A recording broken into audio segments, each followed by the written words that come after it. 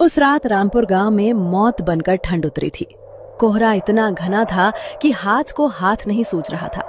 लोग अपने पक्के मकानों में रजाई में दुबके थे, लेकिन गांव के किनारे रामू की टूटी झोपड़ी इस जानलेवा ठंड से लड़ रही थी। सन्नाटा इतना गहरा था कि सूखे पत्तों के खड़कने की आवाज भी किसी के कदमों की आहट जैसी लग रही थी। रामू की झोपड़ी की दीवारों में दरारें थीं और हवा उन दरारों से किसी घायल जानवर की तरह चीखती हुई अंदर आ रही थी। मिट्टी के तेल की धिबरी फड़फड़ा रही थी, मानो वो भी इस ठंड से हार मानकर बुझ जाना चाहती हो। राजू, मैं सच बोल रही हूँ, अब बर्दाश्त नहीं हो रहा। सांस भी भारी लग रही है। गीता, मेरी बात सुनो। डर मत। हम गरीब हैं, कमजोर नहीं। हम इससे भी बड़ी मुसीबतें झेल चुके हैं। लेकिन राजू, आज की रात कुछ अलग है।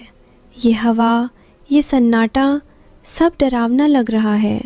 सन्नाटा नहीं गीता, ये हमारी परीक्षा है और हम इसे पास करके ही रहेंगे। अब बताओ क्या करेंगे? पूरा घर बर्फ जैसा ठंडा हो गया है, दीवारें भी ठंडी, जमीन तो जैसे बर्फ बन गई है।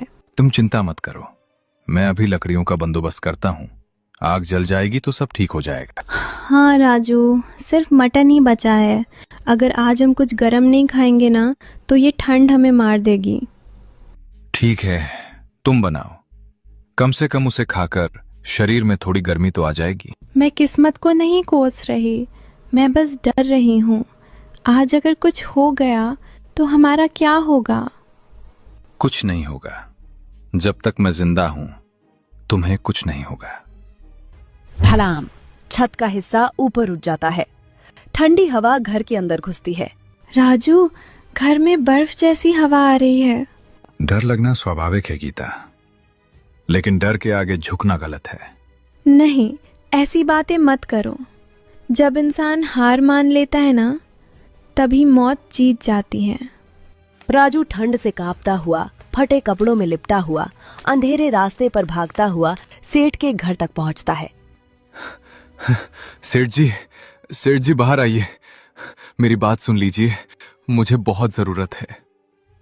कुछ पल तक कोई आवाज नहीं आती। सेठ जी, मैं राजू हूं, कृपा करके बाहर आ जाइए, आज मेरी जान पर बनाई है। सेठ गहरी नींद में था, रजाई के अंदर, हीटर की गर्मी में।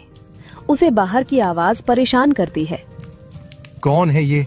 आधी रात को कौन मरने आया है? सेठ चादर हटाता है, जूते पहनता है और दरवाजे पर आता है। कौन है बे? सेठ जी, मैं राजू।